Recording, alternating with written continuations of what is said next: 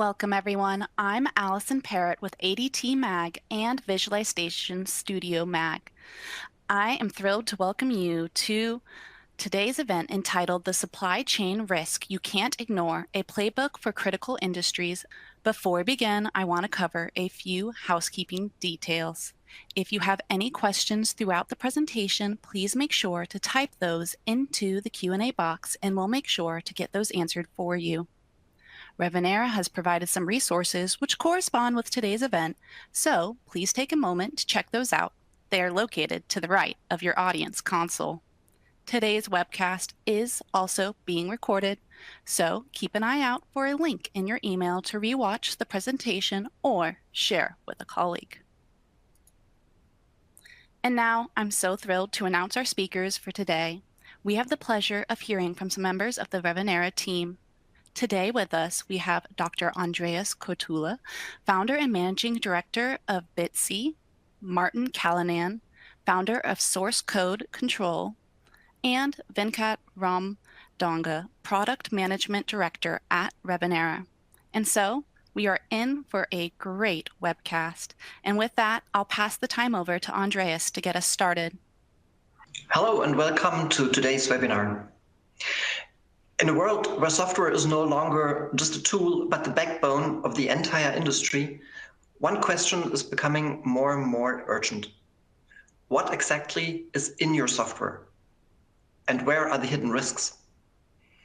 Especially in highly regulated sectors, this is not only a theoretical concern, it's a legal requirement.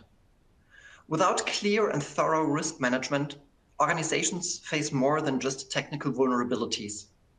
They risk compliance violations, reputational damage, or, in the worst case, complete organizational disruption. Today, we prepared numerous examples for you, like SolarWinds, Equifax, Alaska Airlines, or the Colonial Pipeline attack. And this is exactly where the SBOM comes into play, the software bill of materials. It is the foundation for visibility into your software supply chain. What are you using? What needs to be protected? And where could the risks be hiding? For commercial software, this process is pretty easy. You know what you're paying for. But as soon as it comes to open source, it's getting more tricky. You need the right tools, the right processes, and above all, a clear understanding of why this matters. Over the next hour, we will walk you through how to tackle those supply chain risks with a hands-on playbook tailored to the needs of critical industries.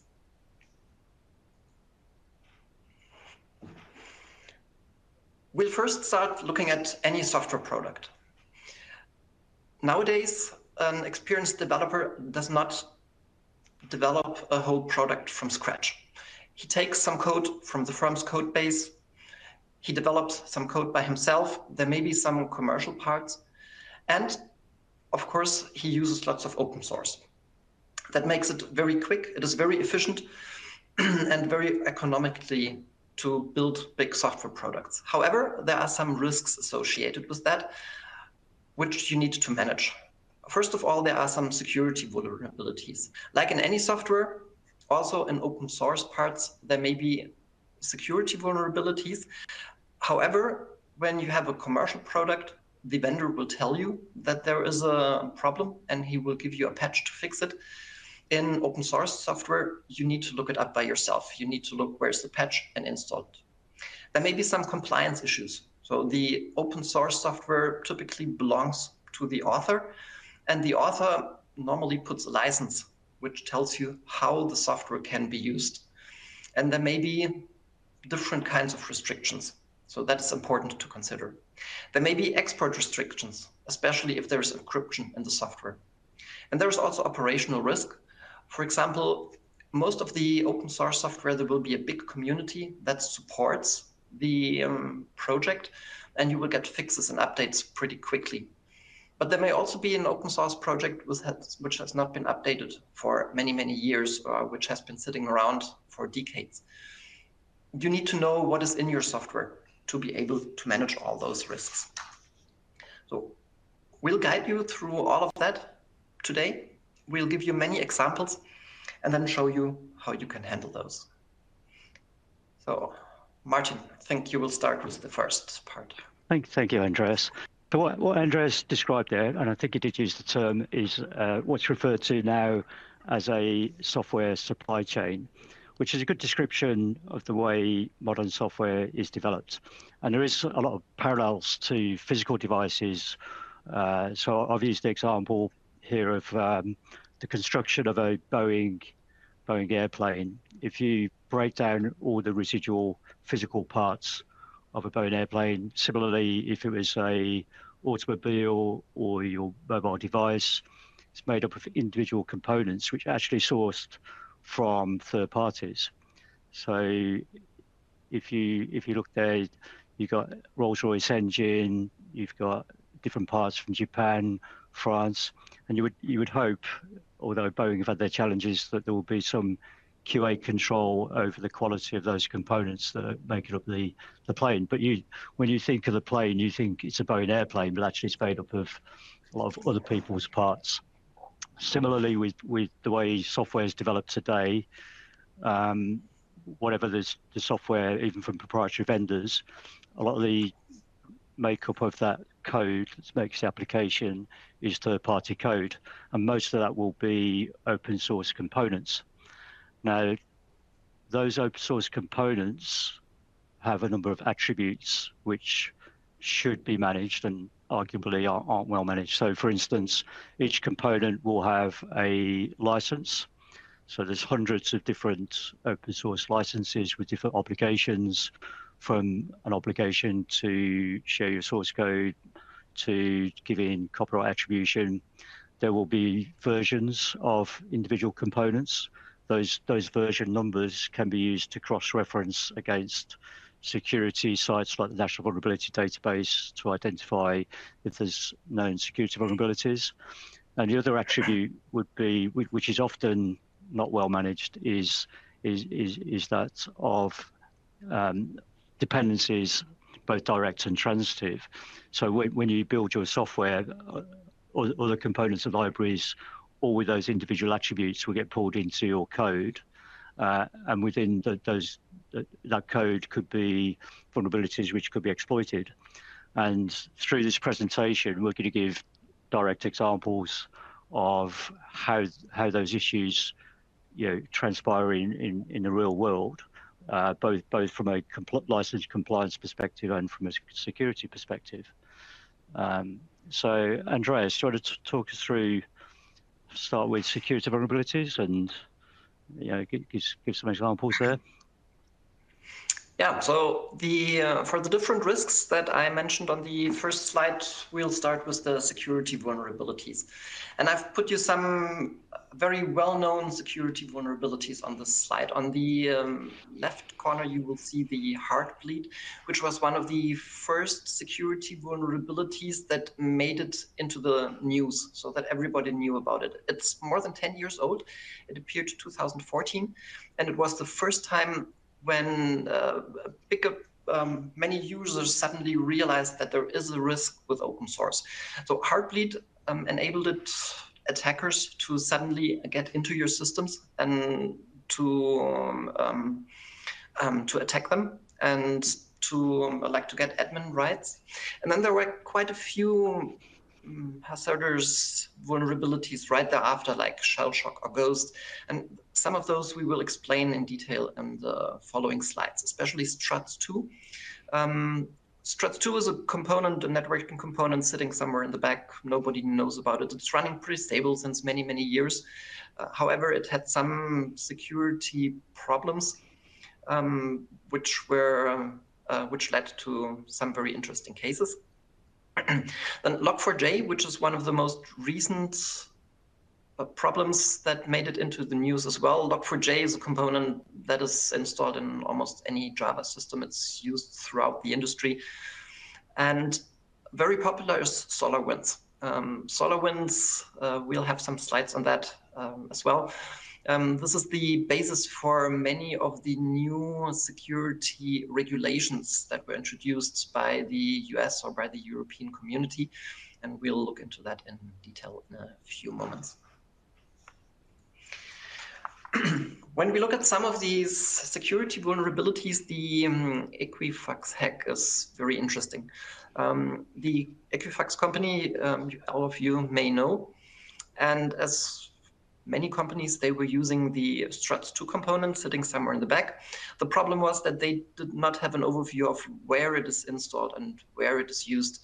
So sometime the security vulnerability was detected. This was published, and the community pretty quickly developed a patch. However, as Equifax didn't know that the component was used, they could not patch it. So the vulnerable component was sitting in their systems, and after a couple of months, hackers used that vulnerabilities to steal 145 million customer data records with very sensible information, like social security IDs, tax IDs, credit card information, birth dates. And they used this data to blackmail Equifax, which was very bad for the company itself. So there was a heavy impact on the upper management. It was across netizens because the vulnerability was known, but Equifax was not able to react on it. And even the patch was available, but it was not introduced in the network. So this is something which should not happen to any company, that when you know about a security vulnerability that you're not able to patch it and install a stable version. And I think, Martin, you have another case where the struts2 component plays an important part. Yeah, I just want to add to the discussion about Equifax before going into the other example. One of the reasons why we chose this as an example, it was a few years ago now, but the cost of the breach was significant, to the tune of, I think, $4 million, and it had an impact on the US economy. And because of that, the US government did a detailed analysis of what happened, to avoid it in the future. One of the key things that came up in that report was ineffective identification and poor detection. So what are the positives about open source is you've got this community, and if there's an issue, the community will fix it. And Apache Struts is a well-managed project. And the thing about the vulnerability, when it was disclosed, pretty much the same day it was disclosed, it was fixed. But with open source, you don't get a push notification that there's a vulnerability and a fix.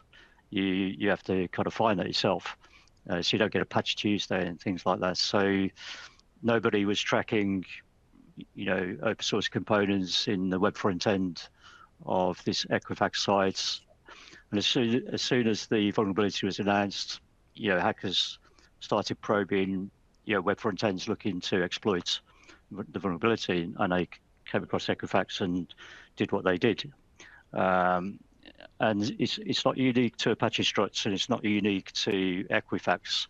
It's quite a common problem. Both Andreas and myself work with companies who have these issues regularly. Another US company was Alaska Airlines. They acquired Virgin Atlantic and acquired their IT. And I think in that transition, some of the controls were missed, and they again got exploited. And the exploit was, the routing was through Apache Struts. And that is estimated to cost around $2.5 million, which, again, is not insignificant. But there's some interesting data behind this. And again, this is not unique to Apache Struts. It's quite common in other security issues that we cause with open source. This is some data from Sonotype, who manage Maven Central. And it's about the downloads of the vulnerable version of Apache Struts over a 12-month period from the time that vulnerability was identified. So in March 17, the vulnerability was disclosed, and in March 17, the vulnerability was fixed. But if you look at the download rate for the next 12 months, it stays fairly consistent. And this is of the vulnerable version, not the updated version with the vulnerability fix. So you can see in June, July time, Equifax discovered the breach, and then they disclosed the breach in September. So when the breach was disclosed, because of the size of the impact, it was quite high profile. So it's not like individual developers would not have been aware of an issue with Apache struts. But if you look 6 months on from when the breach is disclosed, so 12 months later from the original disclosure, the download rate of the vulnerable version of the Apache struts continued at a similar rate. And that's kind of driven by developers always chasing deadlines, and they've got a technical challenge. We need Apache struts, and we use Apache struts. They're not checking vulnerable versions and things like that. So it's not, like I said, it's not unique to struts. So it's not being negative about struts. It's not unique to individual customers. They're just examples that hit the press. A lot of these issues don't hit the press, and so you wouldn't hear about them. But we use this as example because there's good data to make the point. Now, Andreas, do you want to talk about another significant case which has driven some legislation, actually? So, Andreas, I'll hand back to you. Yeah, so I put in this slide just to show one example for critical infrastructure, how bad these attacks can be. Some of you may remember the Colonial Pipeline attack from 2 or 3 years back, where hackers managed to get into the control or management of the Colonial Pipeline in the US, which is distributing oil from Texas to half of the East Coast. And they started encrypting all the management software, and the pipeline operations had to be stopped. They pretty quickly, some money was paid to the attackers to get a key to stop the encryption. However, it took more than a week to get everything back operational.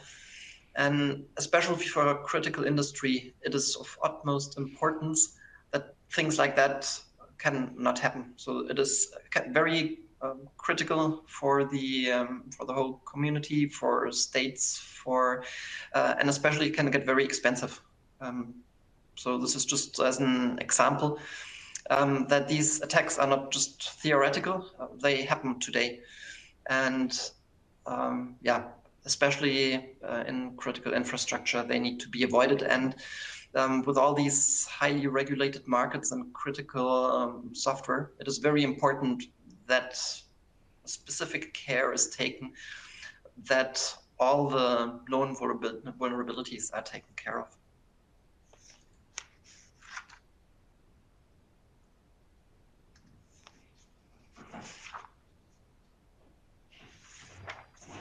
Okay, back to you, Martin. Yeah, so Andreas talked about another high-profile vulnerability, which is Log4j, which is far more recent. So Log4j is fairly innocuous bit of code, just as login. Why do you code your own logger if there's an open source project which does that? But the vulnerability with Log4j meant that it was highly exploitable. So on the National Vulnerability Database, it had a 10 out of 10 score from a point of view of security rating. And within hours of that vulnerability being announced, attackers were trying to exploit it rapidly and quicker than customers could respond to the issue. At the time, we were getting contacted by users of software, so organizations using software who didn't know if Log4j was in applications that they had licensed or were using or had developed, and they couldn't get an answer from their suppliers whether they're using Log4j. So you've got the end customer being blind to, have we got Log4j, have we got an exploitable issue, and their software suppliers were unable to tell them if it's in their code. So it's a double kind of effect there. So we were auditing code for companies trying to identify if they had Log4j. So it's an example of the need to track components and libraries, and you just don't know which component is going to be exploitable. It doesn't have to be a big piece of code. It could be something fairly innocuous like Log4j. Now, as soon as Log4j vulnerability kind of went out the news, there's always something else comes into the IT press. The kind of focus went away from that. And I can tell you, we do a lot of audits of code for different scenarios for different companies, and we still find the vulnerable version of Log4j. And if you look at the CISA exploitability websites, Log4j is still in the top 10, top 20 exploited pieces of software in the world, as tracked by CISA. So it means it's still out there and it's still being exploited. And it's got the same kind of scenario as I presented with Log4j, that developers are still, for whatever scenario, pulling in the vulnerable version of Log4j into their code. It could be coming in as a dependency, which is a lot of companies don't track dependencies, but again, it leaves you kind of at risk. And like I said, there's just one piece of innocuous code can make a well-written, complex application be, from the perspective of a customer, quite weak, because it puts them at risk. And like I said, it's an example of why you need to track all these little components. And you've got to think about it, you need to be secure by design. So from the design phase, how do you control and manage the use of open source in applications? And we'll talk about some of the standards that will help drive that going forward. Now, the other kind of scenario on top of security is an issue which is more to do with legal, and that is the area of license compliance. A lot of people in conversations with me would say, oh, it's open source, I can do what I want, but the commercial reality is actually quite different. Open source is actually quite commercial now, and it's used in every piece of software you can think of. And so we're going to shift now onto what we're going to call free and open source software compliance. So Andreas, do you want to kick off the compliance discussion? Yeah, so we have heard the first part was about the software vulnerabilities. The second thing we want to talk about is FOSS compliance. So we still know open source is good, it makes you very efficient. However, the ownership of the open source that you reuse is always with the author. And the author typically tells you how you can use the software and what you need to do to be able to use the software. And he does that with a kind of license text. And there are many different licenses. The author is free to put in the license whatever he wants. There are licenses that say do whatever you want. So you can use it. You can use it in commercial products. It's a very permissive license in that case. There are licenses that allow you to do everything what you want to, but they require you to mention the author. So you need to have a copyright statement or a statement where it says you are using this component and the copyright of that component is the author's name. Then on the other hand, there are more restrictive licenses. These restrictive licenses will have requirements like whatever you build out of these open source components has to be the same license, or you need to, again, redistribute it as open source. And for the users, it's very important to know what you are using, and you need to align your strategy to the open source components that you are using. So if you want to have a commercial product, some of the open source components may not be suitable if you do not want to disclose the code. So that is with open source compliance. You need to look for each of the components that you are using. What is the license? What are the licensing requirements? And you need to collect all of those so that you can fulfill all the obligations that you have in these FOSS requirements. There are many different requirements. I mentioned like you need to mention the copyright holder, some you need to keep the license. Sometimes it's also a license requirement that you cannot use it commercially, or that you cannot use it as software as a service. This also depends on how you want to use the software. So that's the second part, FOSS compliance. Martin, do you want to add anything to that? No, I'm going to add to that in a few slides, so I'll let you carry on to the license changes. Okay. So before we come to the license changes, we also have the export control. So some of the open source components may have specific sections that have restrictions on export, especially if a component has some encryption algorithms.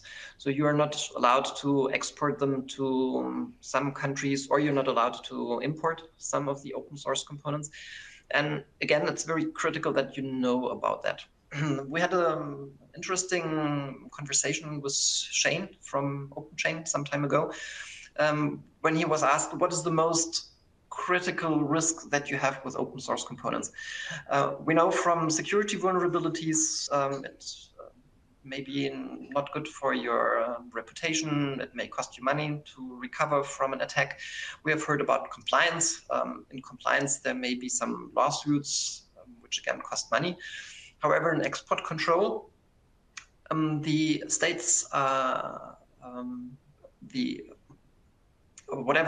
if you do not follow the export control, that may have a severe thing following up on that. So there also is imprisonment for the managing director of the company if you do not follow the export controls.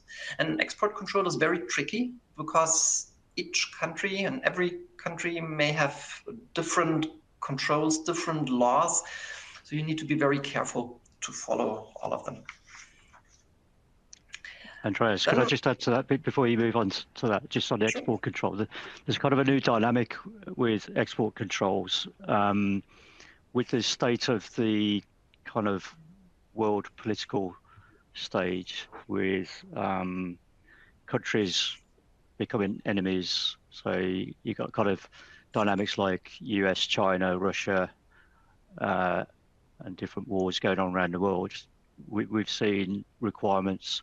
So, for instance, in the US, to identify contributors, country contributors to open source projects, and also code that originated, for instance, in China, is not allowed in some scenarios. So, part of the export dynamic is identifying the kind of provenance of individual pieces of software that you use to build a piece of software, and if there's Chinese influence or Russian influence or North Korean influence, then it's not allowed in the software. So that's very difficult to manage. And the other dynamic related to cryptography, which is elements of export control, is we've got quantum computers now coming online that can break some encryption. And so we're seeing requirements to audit code for what encryption algorithms are being used and are they breakable by quantum computers. So, and that will increase with the increase of quantum computers coming to the market. So that's all I would say, Andreas. Okay, thank you. One other risk is that licenses change for one open source component. So one open source component may be distributed and published with a very permissive license. And suddenly, after some years with a new release, that license changes to something very restrictive that you can suddenly not use in your project anymore, or that you don't want to use. And we've seen that recently with many projects. Examples are, for example, the Elasticsearch or MongoDB, Redis, and they all changed their license from a very permissive license to, for example, a server-side public license, or licenses restricting that you can build products on that, for example, as software as a service products. There are many different reasons why that is happening. Very often the companies claiming the new licenses, they say that the users do not respect the open source communities. So they just consume and they do not give something back to the open source community, and that's unfair. And for that reason, stricter licenses are used. That's one argument we hear quite often. Another argument may be that in the beginning, when you want to have to spread your product, you make a very permissive license so that everybody is using it. And once you have a sufficient market share or a significant market share, then you change it to something more restrictive, and you add a commercial license where the customers need to buy the product if they want to use it commercially. It's important that you are aware of that can happen, and it's important that you know which components you're using, which licenses they have, and it's important that you frequently re-scan or look at the list of the components you're using. Especially if you change to a new version, you need to reassess the license and make sure that it's still usable in your scenario, or if it's more strict, or if there are new obligations, you need to make sure that you can follow these new obligations. One good thing is, if you do not want to have the new obligations, you can still stay with the old version. However, then you will miss all the new features, updates, and especially security updates. So it is, for long term, that's normally not a solution that you can follow. Most of the time, you need to see if you can get rid of the component, or if it's okay for you to have these new licenses. Yeah, so I just want to add to what Andreas just talked about there. So quite often it's said to me about the use of open source is it's free, it's easy, and there's no risk, nobody would audit me, there's no big vendor behind it. But the reality is quite different. A lot of legal challenges stay within a company. So we work with companies who get questions from organisations about the use of open source, and it's dealt with by the legal departments, never goes to court. But there are cases that do escalate and go to court. There's various examples in the US. There's examples in Europe. There's examples even in China. There's been IP licensing court cases related to open source. But there are some tactics that are used by software companies to leverage open source licenses to drive revenue. So two examples I've given is GoScripts. So software company like GoScripts, Artifacts, and iText, two examples. So their code is available on GitHub. So as a developer, you can just leverage their code. But the open source license is under what's referred to as a copyleft license, that if you use that code in your code, then you've got to make your source code available to your customers. And if you don't want to do that, then you can buy a commercial license from the vendor, and it takes away those obligations. But then you're a customer of theirs, and you're in a subscription model going forward. Now, because the code's freely available, what is a common scenario is a developer's developing an application, has the technical challenge. In this case, they're PDF renderers, and you can pull in the code, and nobody knows it's in the code other than the development team. The product goes live, whatever the application is, and somewhere down the road, the software company gets visibility that you're using their software code, you're not a customer, and you're not sharing your code, and they will knock on your door or the company's door and say, you're using our software and you're not paying for it. So there's a couple of examples. So Siemens were taken, initiated legal challenge Artifacts.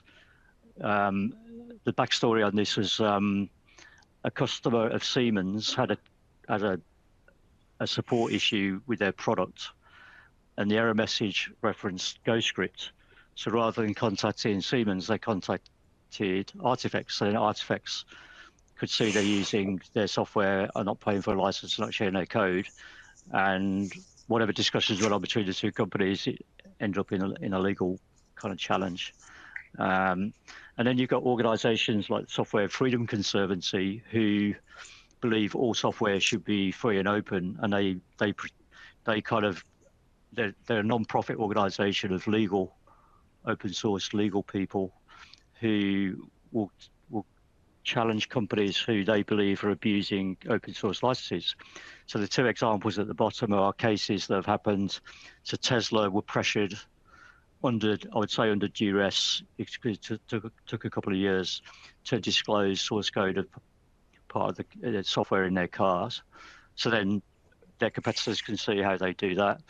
And a case that's been going on for the past couple of years with the Vizio TV manufacturers.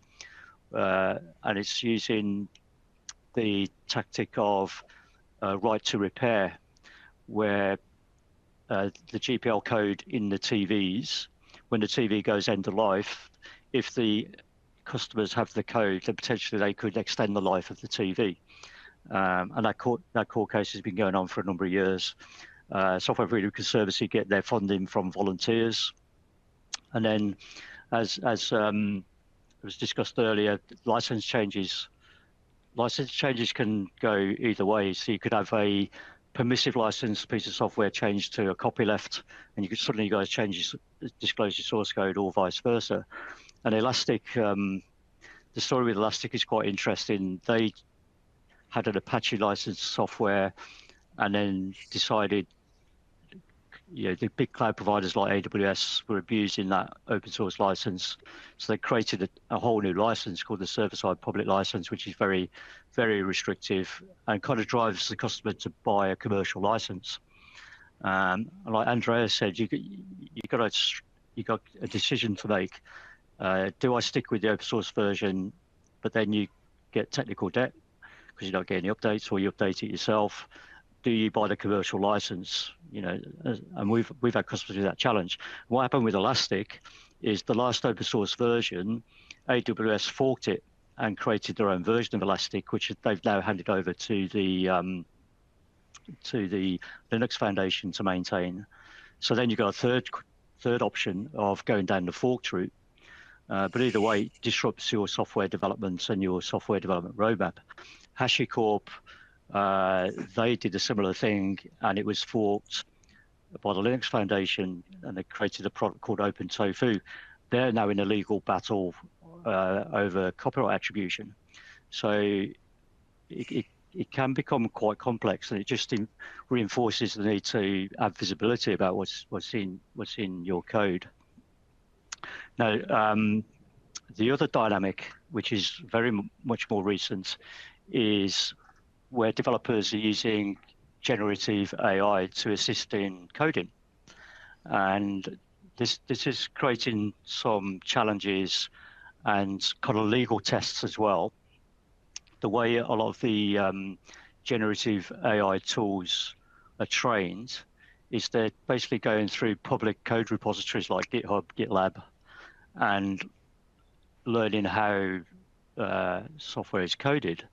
And then when you put a question into the AI, it makes recommendations based on those codes. Now, the codes on GitHub and GitLab will be under an open source license and will be copyrighted. So the legal challenge, there's been a legal challenge with Copilot, is if they don't disclose that the code they're recommending originated on this open source project, is a license compliance and copyright attribution issue. The question mark for the developers is if the AI was trained on, say, copyleft license code, does that mean there's copyleft code in their code, and could they down the road be challenged with disclosing their source code? So all this is kind of in motion at the moment. And the other thing is that all the open source licenses that you're probably familiar with, MIT, Apache, GPL, they were written years ago, in the 90s and early 2000s, even older than that. And so they don't fit the AI model. So I think you're going to find some new licenses coming onto the market that need to be managed. The other kind of side challenge, which is in one of the bullet points, is when you ask a question of AI, they can use that information as well. So if you've got trade secrets in your organization, you're developing around a trade secret, you might ask a question of the AI tool to code something related to the trade secret, and then all of a sudden you've leaked a trade secret. So there's all sorts of dynamics with AI, and I'll give you an example of how this can be a challenge. So there's a project on GitHub to help with recognizing handwritten text. And the developers put it under MIT license, which is a very straightforward license, low risk, just needs copyright attribution, and probably you don't even need to do that. But if you look at the detail, the data set that it learns on has got a commercial usage restriction. So you might look at that and say, oh, it's MIT, not a problem, I'll use it in my application. But then there's this other dynamic of the non-commercial restriction, which could catch out a lot of companies. So all these issues, both security and compliance, has led to governments taking action, and also best practices and standards for managing these issues coming into play. So Andreas, do you want to kick us off on the regulation side of things? Yeah, so in the first part of the presentation, we have now learned that open source is good. We can use it. There are some risks. We need to manage them. And the risks we talked about were the security vulnerabilities, the compliance issues, export restrictions, and operational risks like the license changes and AI. So to strengthen the security of software, the governments have issued new regulations in the US as well as in Europe. And in this picture, I just put together what all these regulations have in common. So the most important part is cybersecurity. So the governments want all the companies to produce secure products. And one basis of that is that you need to have a very good risk management. And in this picture, I want to show that so all of this is about software. And if we look into our software, we will see there's a small part which is proprietary software that has been written by you or specifically for you. But the big part of the software on average is open source. And we see we did several questionnaires within the industry, and we see that 70 to 80% of the code is all open source. So open source, it's very important that you can manage that very well, and that you have a risk management that not only looks at the proprietary code, but also on the open source code. And what we have seen in many companies is when they introduce measurements to be able to oblige all the obligations from these new regulations, they look at their own code and the proprietary code. And open source very often is not considered or not seen, or they don't know the amount of open source that is used in their own code. And Martin has some more examples on that. Yeah, so basically there's three dynamics happening to help with the problem. So the first is being forced to manage the problem. So Andreas talked about mandates. So the US were the first to do this with an executive order, which had become an act, and the EU has mirrored that, and individual countries have. Then in the middle, there's standards and best practices. So a project which both Andreas and myself have been involved with is called Open Chain. Loads of individuals and software companies contribute to what they do, but they've basically developed two supply chain standards. They're process standards, and it's also a best practice. So what processes would you put in your software development cycle to manage the problems we've talked about today? And then the final pillar is about formatting. So we've talked about SBOMs. I've seen SBOMs as spreadsheets, JSON files, CSV files, Some are machine readable, some are not machine readable. So now there are standards about how you format SBOMs. So I just want to quickly go through some of these. So the White House executive order, and this was driven by the Colonial Pipeline attack, which Andreas talked about. A key requirement in there is that software provided to the US government, particularly related to infrastructure, should be accompanied by a software bill of materials, which is attested, which means it's been validated as accurate.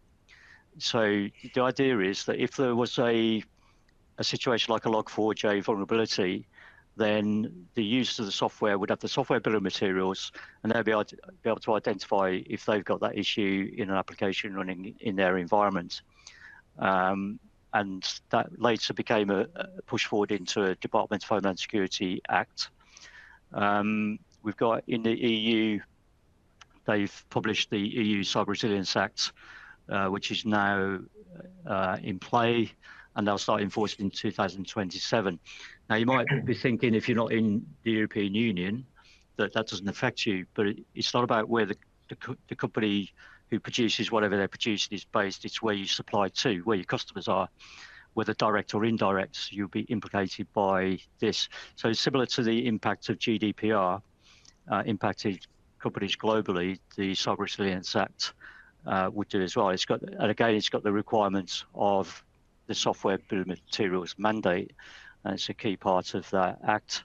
And it's about disclosing vulnerable code and a strategy for managing those vulnerabilities. So in the coming years, there's going to be increasing regulations forcing software companies to be transparent about what's in their code.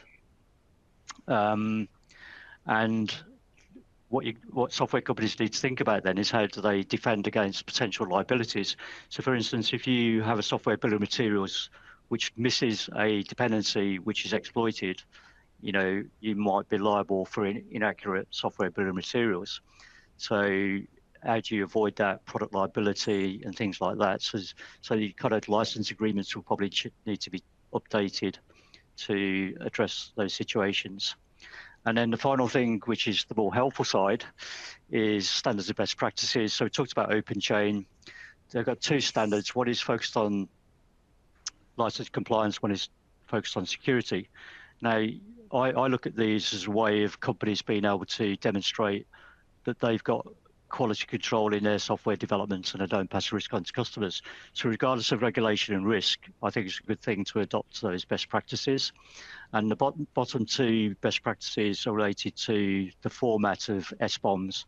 So the two key ones, SPDX, which is run by the Linux Foundation, and CycloneDX, which is an OWASP project.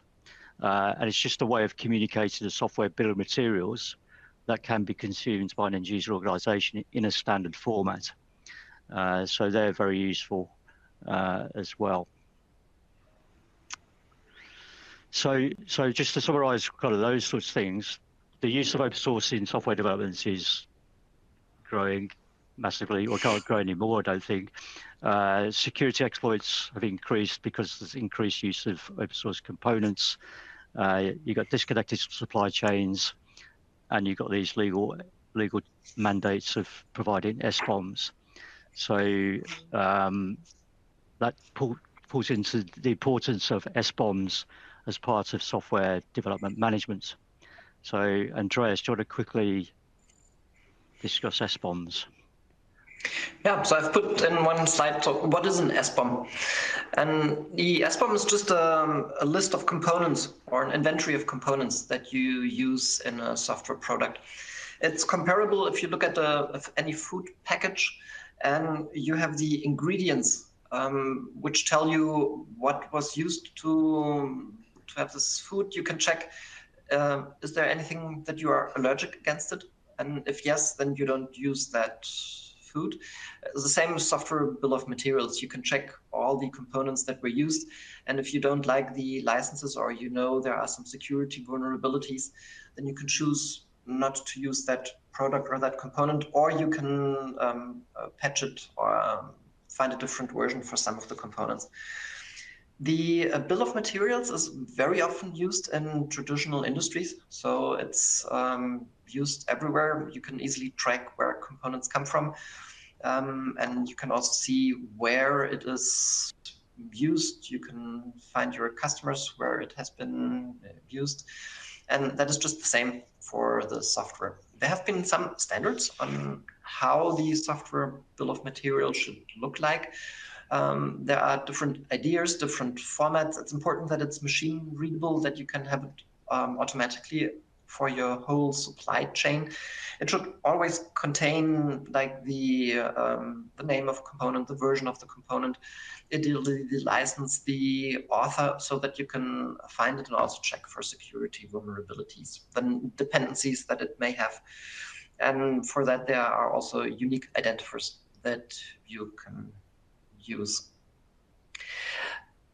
If you look at the SBOM, there are different ways on how you can get it. And nowadays, there are many tool providers who tell you, yes, I can create you an SBOM. You need to know there are different levels on how an SBOM can look like. It can be more or less complete, or there can be big gaps. And there are many tools that just do a very rough overview. They just look at the top level licenses, which I have on the very left on the slide. It's the big rocks or the big components that are used by software.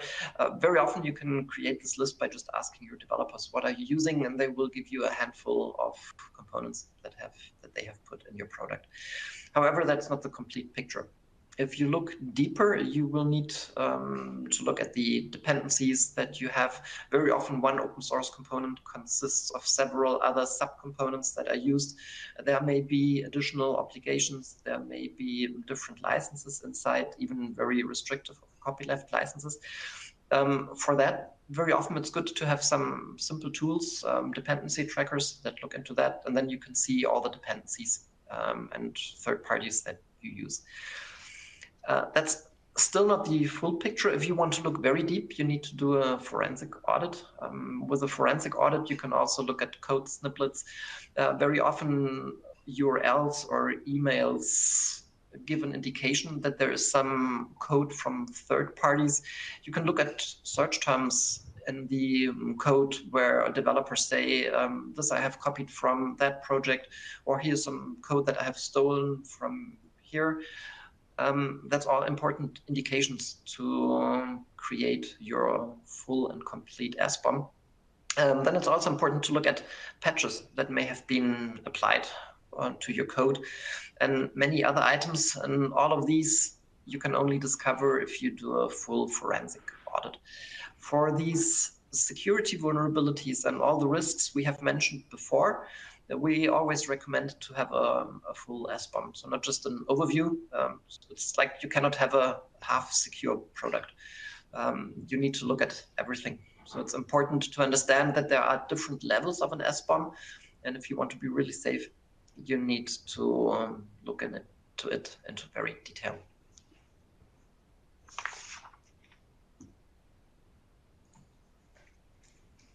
All right. So I'd like to summarize, I think, whatever we have learned so far into typical forces and why we actually require a comprehensive SCA program in any organization. So we start with there could be some inbound assessments with respect to if your organization is going through an M&A exercise, if you're acquiring a smaller organization to improve your business, a lot of due diligence has to be done because you do not want to inherit products along with some risks.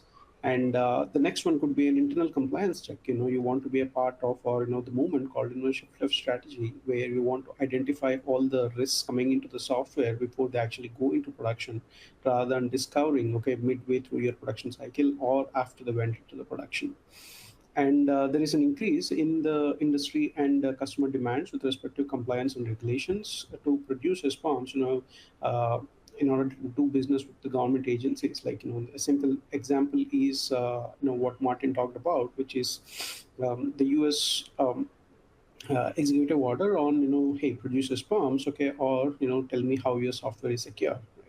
So this is one more driver on why you require a comprehensive program. And the last one would be event driven, or something it's always reactive, right? Again, a good example is the Log4j. We've seen several users trying to scramble to figure out, hey, am I actually using Log4j or not? Okay, and if yes, where, if yes, who's responsible and all of that. Now that we talked about some of the drivers that actually are driving a lot of SCA need, I'd like to quickly share how Revenue SCA can help. Revenue SCA has been doing SCA for a really long time, and we specialize in some of these parameters on how to produce a comprehensive SBOM, not just producing a comprehensive SBOM, but further downstream operations on how SBOMs can be meaningful for your OSPO teams, not just generate, but also ingest all industry standard SBOMs and pass them to the same checks as those, your development teams are producing. And it's not just about, license compliance. The key ingredient also have the key factor is also about being security focused.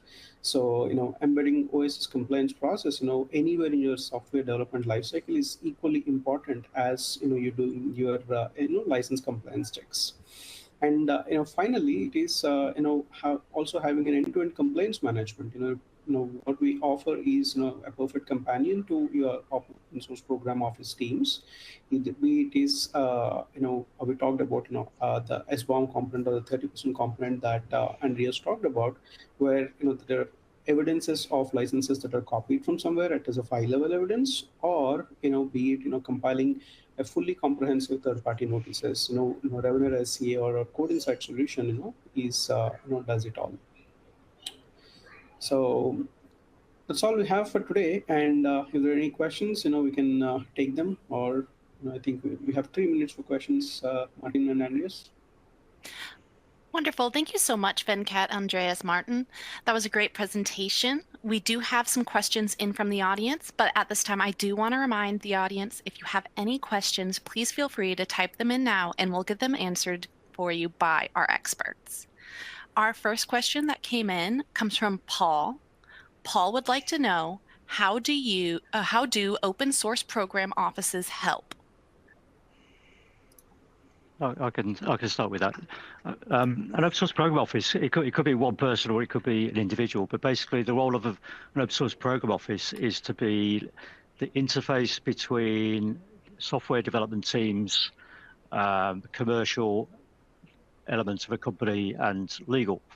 And they typically provide breakdown the company's desires to be compliant and how to manage security, to educate developers and help them implement tools to automate a lot of the processes. So they play a role of education, awareness, and bringing all those disparate parts of an organization together. Andreas and Venkat, you've got an open source program office, so you could use your own example. Yeah, I mean, we have our own open source program office, and we perform thorough workflows, or we have thorough workflows in place where we help developers ensure that any strong copyleft licenses, license components are not sneaked into the source code before they actually go in, right? Because it's an old saying, but it's really true, which is prevention is better than cure. And the reason why we need a dedicated team, in my opinion, is that developers do what they do best, which is write quality code or test it perfectly, but they the eye for a license compliance, okay, is last in that list, right? So open source program office teams is uh, work as guardrails for these developers trying to sneak in code which unintentionally most of the time, so because they really do not know the implications of using a copyleft software. I think we have time to fit one more question in. We have our next question, which comes from Kyle. Kyle says, do certifications like OpenChain really matter, and how can we get started? So yeah, definitely take that. We're seeing companies in some regions asking asking their software suppliers to be conformant with OpenChain. And I'll actually tell you a backstory. But Microsoft joined OpenChain to convert it from just a best practice to an ISO standard. And so it's one of their legal team who did that work. And I had a call with him about why Microsoft did that. And they said they were getting requests from end user customers when they were negotiating new contracts for terms, to have a term in their contracts about open source compliance and indemnification against any issues that might come downstream. And most software companies, or most companies in general, don't like having unique contracts. So now they drove OpenChain, and they did a blog post. This guy did a blog post about why they've adopted OpenChain. They now say to companies, well, we're conformant with OpenChain, so we've got a process to manage this problem. If we miss something, we've got a process to fix it. There's no need for a unique term in a contract. But we are seeing it as in a request for proposal situation. We are seeing it coming as a requirement. We want you to be OpenChain conformant. And as regards getting started, if you go to the OpenChain website, there's loads of resources. They've got a GitHub site with things like templated policies. They've got discussion groups about AI, about SBOMs, and various other things. So that'll be a good starting point. And there's training courses as well. Excellent. Thank you so much for answering that for us. It looks like that's all the time we have for today. If we didn't get to your questions, or if you still have one, please put it into the console now and we'll get it over to the Webinara team. Thank you so much, Venkat, Andreas, and Martin for being on with us today. And thank you, audience, for attending today's webcast. Thank you again for attending, and have a wonderful rest of your day, everyone.